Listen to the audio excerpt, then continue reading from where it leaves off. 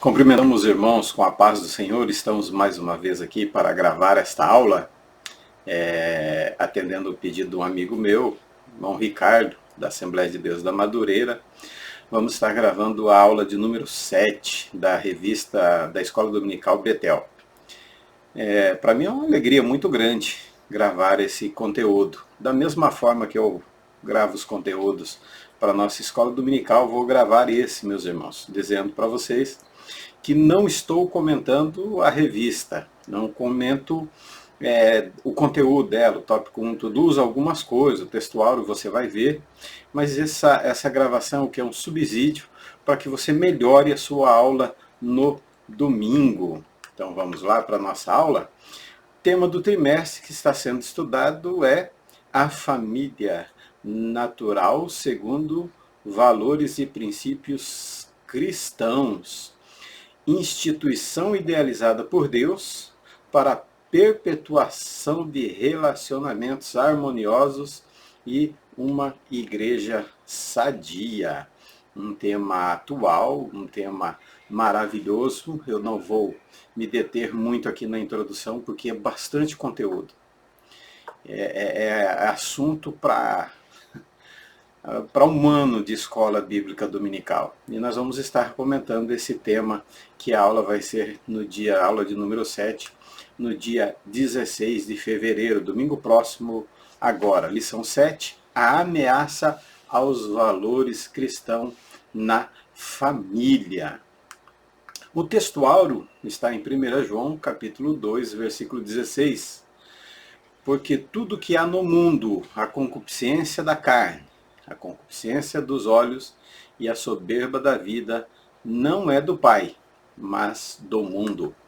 A verdade aplicada, a família cristã não deve ser passiva diante de muitas mudanças, mas permanecer alicerçada na palavra de Deus, enfrentando a astúcia do inimigo. E esse presente século nós estamos vivendo um ataque à família cristã muito grande. Está sendo bombardeada. Agora deu um alívio, mas mesmo assim está sendo bombardeada com muita coisa, muita porcaria, muito. É um ataque assim, é uma guerra sem trégua. Essa é a verdade. O objetivo da lição que o professor tem no domingo de manhã, os objetivos da lição, explicar que o mau uso dos meios de comunicação prejudica a família cristã. Apresentar as leis e os diversos desafios do presente século. Mostrar a importância dos valores cristãos e como agir para recuperá-los. Então esse é o objetivo do professor no domingo de manhã. E nós vamos tentar fazer o quê? Vamos tentar dar uma ajuda, um auxílio para enriquecer esse slide que eu estou passando. Se você quiser, meu irmão, mande seu e-mail, comente embaixo, pastor, quero o slide, você pode usar, eu mando para você gratuitamente. Se você não gostar, quiser modificar, colocar outro desenho, pode modificar. Se você acha que um conteúdo, não, esse não dá certo, vou querer diferente, pode mudar o conteúdo, não tem problema nenhum. Eu quero ajudar a você a dar uma boa aula no domingo de manhã. Qual a situação da família, a situação hoje da família na sociedade? A crise da sociedade de hoje está principalmente nas famílias. Nos lares existem tensões, contendas, discussões, iras, gritarias, ofensas, ressentimentos, amarguras, separações e divórcios. Então essa infelizmente, é a situação da família hoje na sociedade. E não é uma coisa que só vai dentro, aliás, fora da igreja, mas dentro da igreja nós encontramos a família passando por certas dificuldades. Por isso a necessidade de defender e instruir a família nunca foi tão importante como nos dias atuais. E essa lição, eu estive vendo ela, consegui um exemplar, Deus abençoe o meu irmão Ricardo, que conseguiu na Igreja Central, essa revista. Deus abençoe o pastor Gerson Pacífico e sua esposa, que conseguiram essa revista para mim e eu achei maravilhosa. Eu quis uma porque eu achei o tema muito maravilhoso, a estrutura da lição muito boa. O apóstolo Paulo escreve em 1 Timóteo 4:1 que o Espírito expressamente diz que nos últimos tempos que nós estamos vivendo, apostatarão alguns da fé, dando ouvidos a espírito enganadores e doutrinas de demônios. Então, nós vivemos aí a necessidade de defendermos a nossa família, de defendermos aquilo que Deus tem colocado na nossa mão. Eu sou pastor, você que é pastor, é cooperador, é diácono, presbítero, evangelista, mas mesmo assim você é sacerdote na sua casa. É a sua responsabilidade e a responsabilidade de todo homem desde do Éden, fazer o quê? Guardar e cultivar. Então nós estamos aqui para guardar, para proteger a nossa família. Redes sociais ou mundo virtual, né? Tanto faz. Esse é um tema atualizadíssimo, usando aqui uma expressão, um português, né? Diferenciado, mas é de suma importância esse assunto. E essa matéria eu tiro de um seminário que eu faço com jovens, jovens vivendo no século XXI. Já falo sobre a família, tem um seminário também para a família, tem um seminário para casais, então foi fácil montar o material, mas é pouco tempo. Então nós vamos ver se nesse pouco tempo nós conseguimos trazer algo que lhe ajude na escola bíblica dominical domingo de manhã. Vamos lá? A nossa vida é cercada por alguns ambientes. Em resumo, quer dizer, era, né? Não é, era. Por alguns ambientes. Em resumo, são 4. O ambiente familiar, que é a casa, o religioso, a igreja, depende da denominação onde você vai, mas uma boa parte da população tem o seu credo religioso. O ambiente de aprendizado, escola, faculdade, e o ambiente de trabalho. Então, até 1980, aqui no Brasil, fora do Brasil um pouquinho antes, na década de 80, começou a criar-se, digamos assim, um quinto ambiente. Qual ambiente? O ambiente virtual, a internet. Chega ao Brasil de uma forma tímida, né? Devagar, meio difícil acesso, muito caro, como todas as coisas quando chegam na novidade acontece. Mas hoje é diferente, hoje ela está aí, em todo lugar você tem um Wi-Fi, em todo lugar você está conectado, criou-se o quinto ambiente que é o mundo virtual. Mando e-mail, repasso vídeo, curto os meus próprios posts, né? Metralhos famosos, eu me faço de fortão, virou esse ambiente virtual onde muitas vezes nós tentamos nos passar por aquilo que não somos. Surfamos nessa onda chamada, né, internet, nessa maré de informações, de estarmos online, nós surfamos. Hashtag, né, eu coloco sempre lá, hashtag Mundo Fantástico, né? Aí eu respondo igual a vocês dizem, hashtag, só que não é tão fantástico assim. Não confunda, navegar na internet é diferente de naufragar na internet. Então você tem que aprender a navegar. Nós não estamos aqui para condenar a internet, para condenar o celular. Eu não vou dizer para você, olha, a partir de hoje, você pegue o seu celular e quebre. A partir de hoje, cancele o seu contrato com a internet. Não, não vou fazer isso. Nós estamos aqui para mostrar uma forma correta de você usar a sua internet, de você usar o seu computador, de você usar o seu celular. Por isso, navegar na internet é diferente de naufragar na internet. Não negligencie os perigos do mundo digital. E a realidade, ela não é tão linda assim. Por que a realidade não é tão linda assim? Porque as pessoas se tornam prisioneiros. Você sabia, pai e mãe, que você pode ter um viciado dentro de casa e, além de tudo, você estar bancando esse viciado? Você vai entender mais para frente, aguarde aí. Vamos lá. Olha o que a revista Isto É disse, olha, isso em 2013. Uma pesquisa feita, cerca de 10%, isso em 2013, já eram viciados digitais.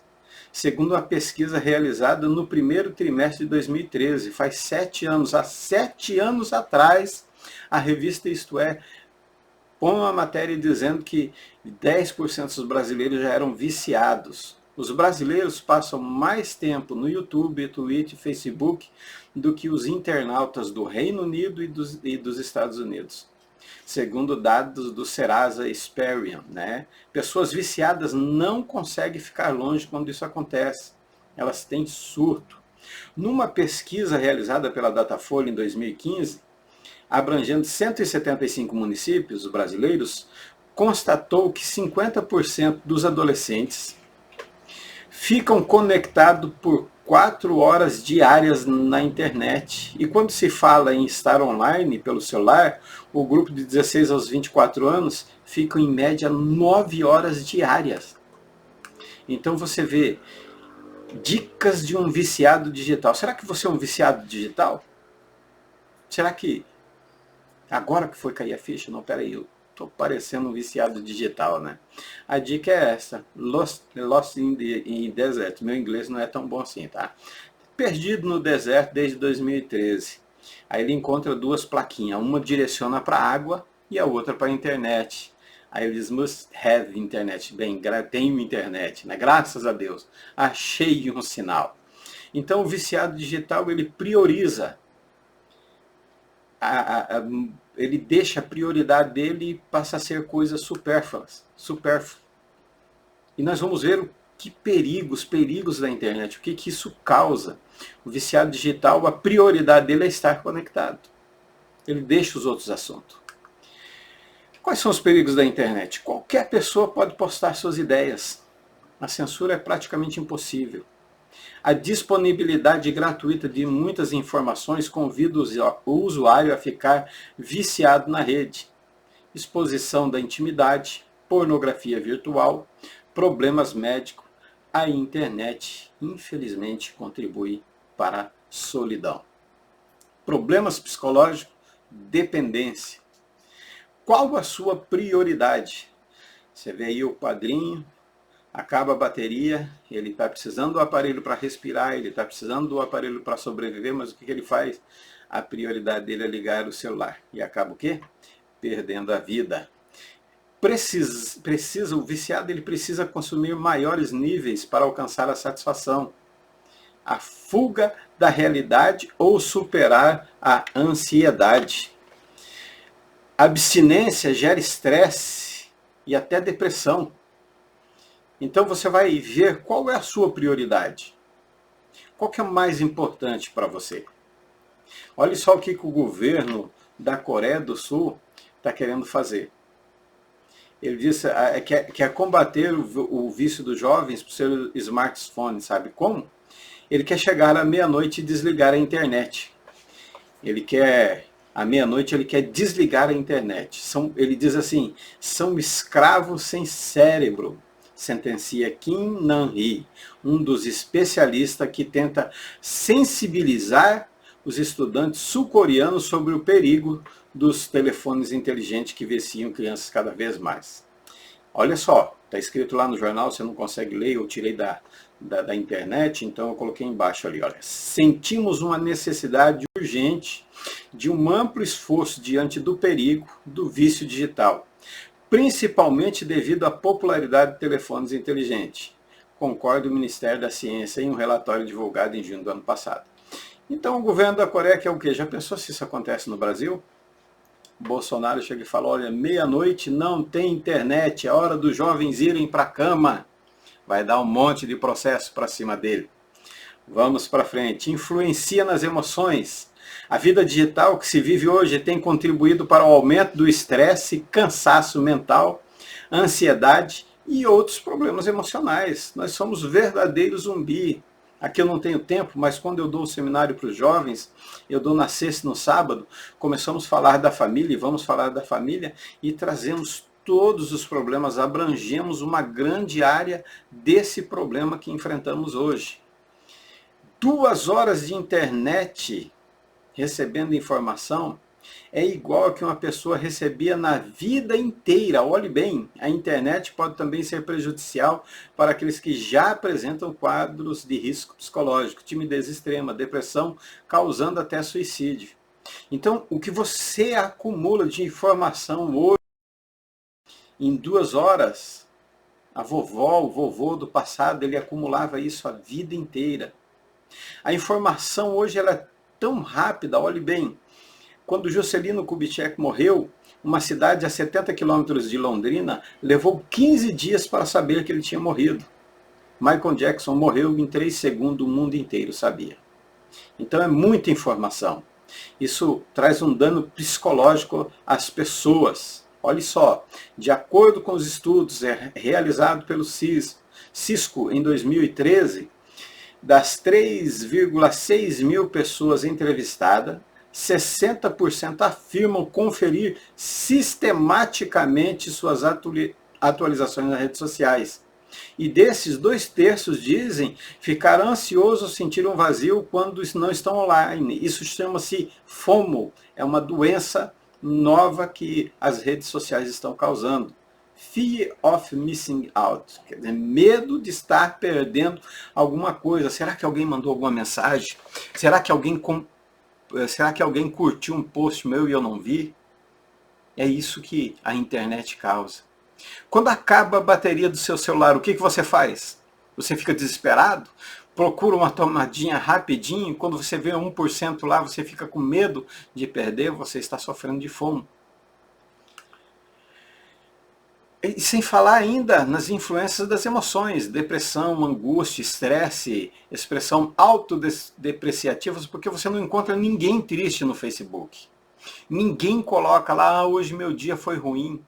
Sentimento de culpa, automutilação, isolamento social, dificuldade de lidar com as perdas, histórico de abuso, tudo isso vai influenciando. Isso aí, a rede social no seu mau uso causa isso ao usuário.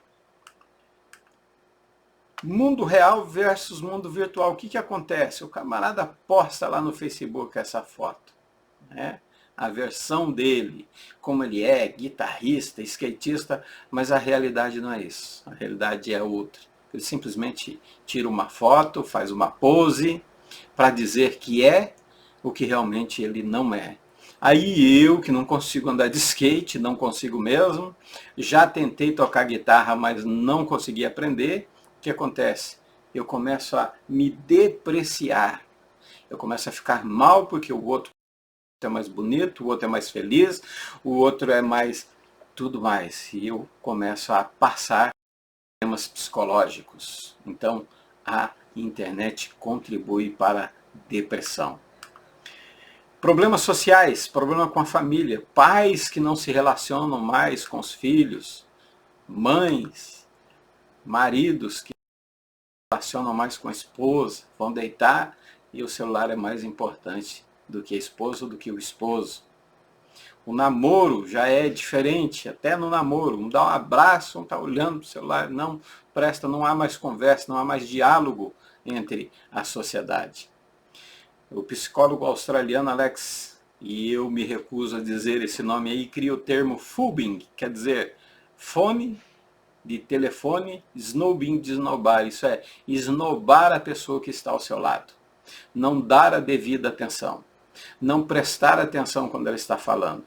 Não ouvir quando ela está dizendo alguma coisa. Isso chama-se phobbing, uma doença também da era virtual. Risco sociais à família. Então você vê o quanto é perigoso essas redes sociais, o quanto é prejudicial à família, o quanto é prejudicial ao relacionamento humano. Sabe por que eu disse para você que você pode ter um viciado em casa? Porque 2 horas de internet é como usar cocaína.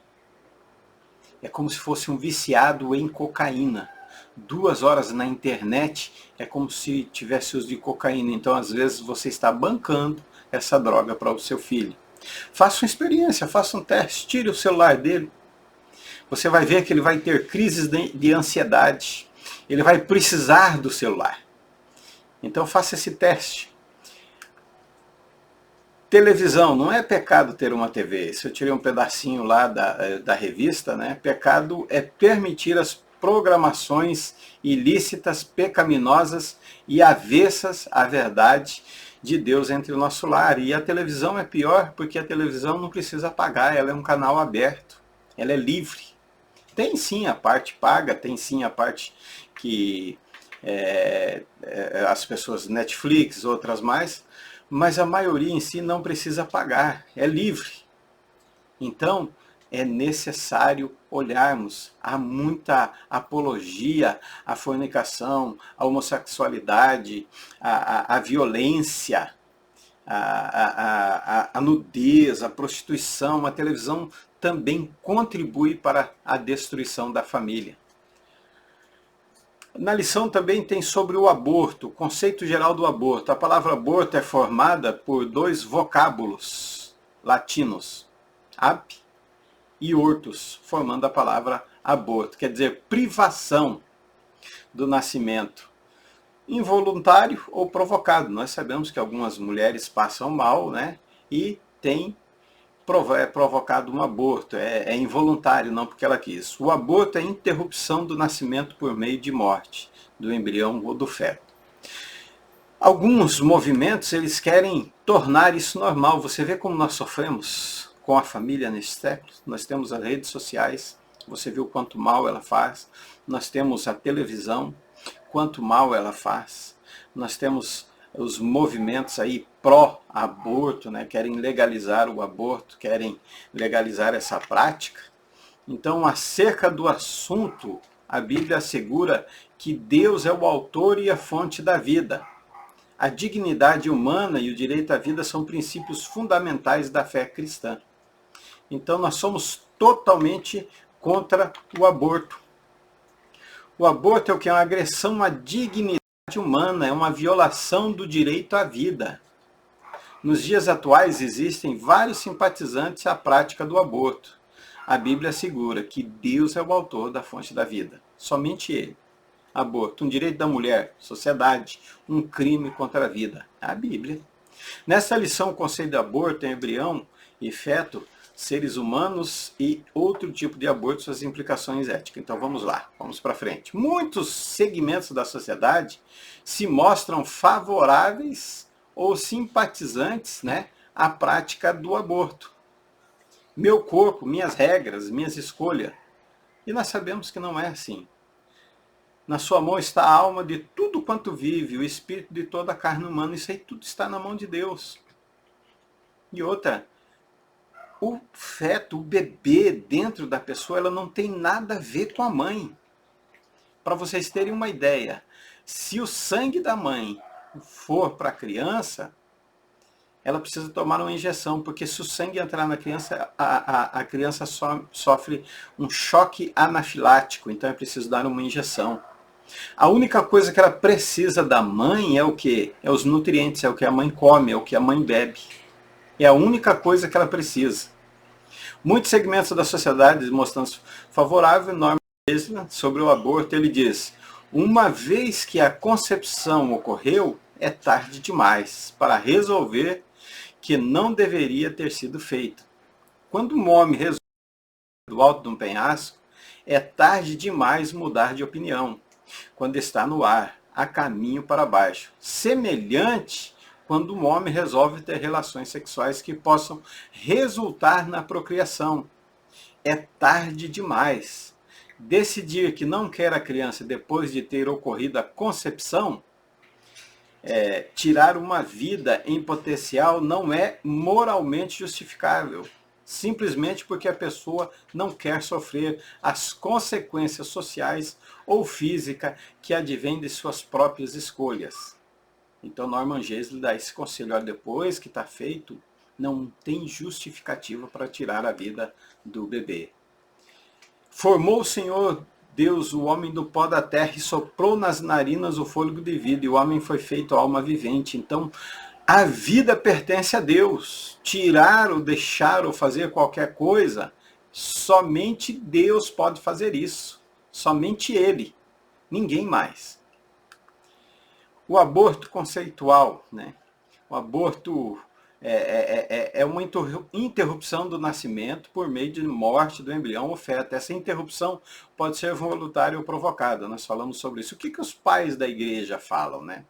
O apologista Tertuliano, ele diz, a morte de um embrião, olha, isso ele viveu em 150 e 200 depois de Cristo, então tem muito tempo, mas a opinião dele é a mesma de muitos hoje. A morte de um embrião tem a mesma gravidade de assassinato de uma pessoa que já nascida e que já é nascida e que impedir o nascimento é um homicídio antecipado. Considerava um pecado grave interromper a gestação, o desenvolvimento da vida humana. O apologista Agostinho e teólogo Tomás de Aquino. Então vocês veem que esse problema do aborto não é de hoje, é de muito tempo, e de muito tempo ele é reprovado. Vamos parar. O que é uma família? Eu vou abordar esses 3 assuntos e vou te ajudar muito na lição domingo de manhã. O que é uma família?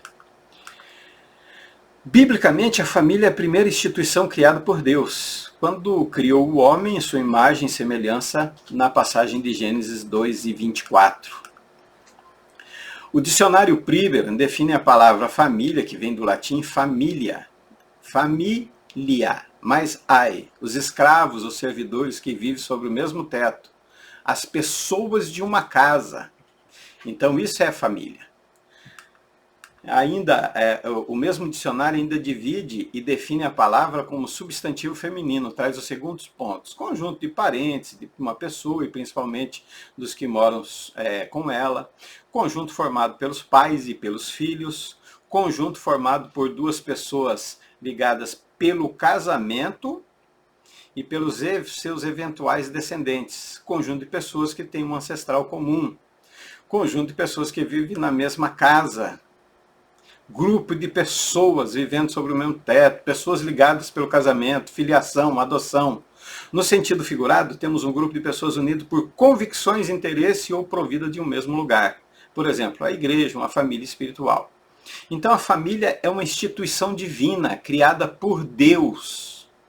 Não é feito. A família ela é antes da sociedade, ela é antes do Estado, ela é antes da Constituição, ela é antes de tudo. Ela foi uma instituição divina, criada por Deus.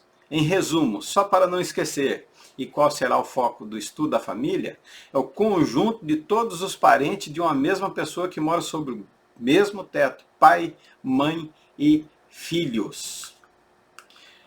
Família, ela gera educação, saúde, na construção civil, segurança, na política, enfim, a família é básica da sociedade humana em qualquer nação do mundo. Mas a família não é só feita de um grupo ou de conjunto de pessoas, é feita do que? De relacionamentos entre essas pessoas, e relacionar com essas pessoas é conviver de bem com seu semelhante. Essa convivência deve ser feita de uma amizade sincera, constituída no diálogo, conversa entre esposo e esposa, pais e filhos, irmãos e irmãos. Conviver com o diferente. Um filho não é igual ao outro. Eu tenho um casal, eu tenho um filho de 21 anos e tenho uma filha de 10. Então família é convivermos com a diferença um com o outro. É aceitar o outro ali dessa forma. A roupa às vezes de um, então são 2 homens, às vezes tem 2 homens na família, 2 filhos homens.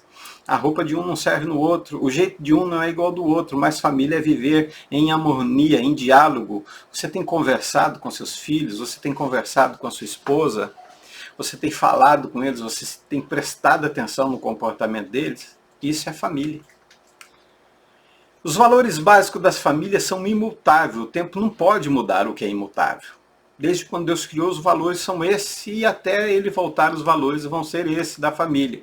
Obediência, lealdade, caráter, amor, união, cooperação. Eu falo sobre cooperação no seminário de jovens, e eu falo o seguinte, que tem quarto de adolescentes, de jovens, né, que a mãe ela tem que entrar lá com GPS. Ela tem que entrar lá com GPS, porque se ela entrar lá, ela não sabe voltar mais. Ou ela entra de costa, porque se ela virar de frente, ela não sabe mais o caminho. Tem quarto de jovens que tem que ter a van escrito na porta. Por quê? A mãe sai de lá com 2 pratos, 2 copos, um jogo de talher e toalha. Então cooperação é ajudar a mãe em casa, é ajudar o pai, é ajudar nos serviços domésticos. honestidade, ser honesto, justiça, ética, respeito, fidelidade, responsabilidade são os valores básicos de uma família e eles não mudam com o tempo, de forma nenhuma. Papel e responsabilidade dos maridos com as mulheres: amar e cuidar da mulher, tratá-la com respeito e dignidade, ser o principal responsável na união conjugal e exercer a autoridade suprema sobre a família, prover alimento, vestimentas e outras necessidades para esposa e filhos. Papel e responsabilidade das mulheres para com os maridos no Antigo Testamento era só gerar filhos para o marido, especialmente o sexo masculino, cuidar da casa, fazer a companhia do marido. Não mudou muita coisa. O que mudou é que ela trabalha fora hoje, além de trabalhar em casa, ela ajuda o marido na questão financeira. Ela hoje, como já veio o Salvador no Antigo Testamento, eles esperavam que todo menino que nascesse seria o Salvador de Israel.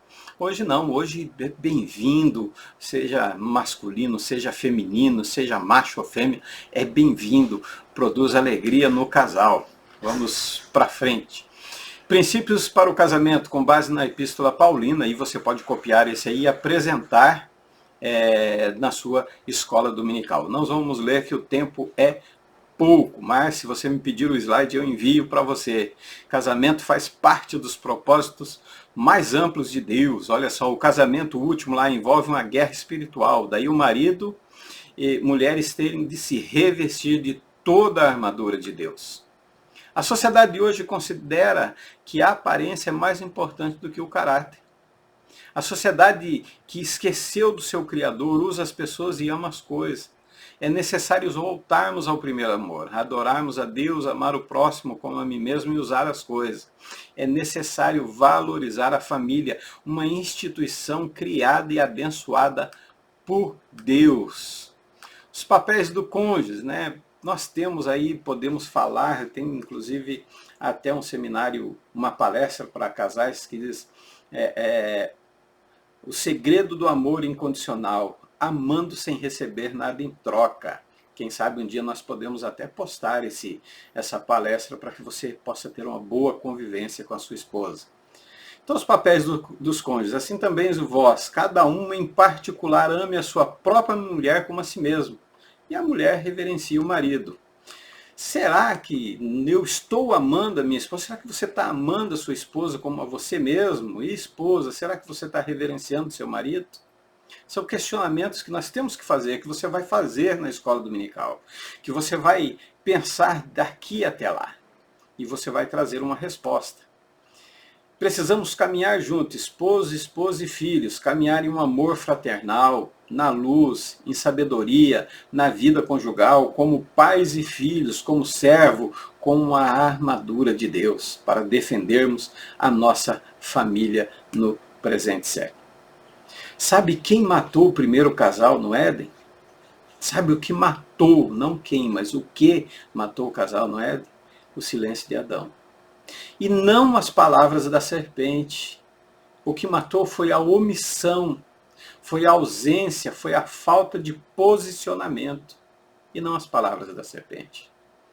Se Adão se posicionasse, se Adão não fosse omisso, se Adão estivesse presente, não teria acontecido. Então a falta de posicionamento do guarda do lar foi que levou à queda do casal. A serpente ofereceu a Eva o que Adão omitiu. Palavra. Se Adão não fala, a serpente fala. Se Adão não tem nada a oferecer, a serpente tem. O desejo do inferno de Satanás é oferecer a seu cônjuge e a sua família aquilo que você, aquilo que eu, porque eu também faço parte de uma família, estamos omitindo. Em especial o quê? Palavras, porque elas são alimento. Numa palestra para casais nós podemos falar sobre essa palavra que é alimento. Quais são os alimentos? Então pense bem o que você está dizendo para sua esposa. O que você está falando para o seu filho. Quais são as palavras que você usa? Ou você não fala nada? Olhe, preste bem atenção. Se Adão não fala, a serpente fala. Se você não fala com a sua esposa, a serpente vem falar. Se você não fala com seu filho, a serpente vem falar. Se você não tem nada a oferecer, a serpente tem. Então cuide da sua família. Guarde esse bem precioso que Deus deu a você. Que Deus abençoe ricamente a sua aula no domingo de manhã. Que esse material possa ajudar você a trazer uma boa aula, a instruir bem os seus alunos e que possa contribuir também para a sua vida espiritual. Quero terminar aqui com essa imagem. Se Adão não fala, a serpente fala. Se Adão não tem nada a oferecer, a serpente tem. Cuide da sua família. Que Deus abençoe. Até uma próxima, se assim Ele nos permitir.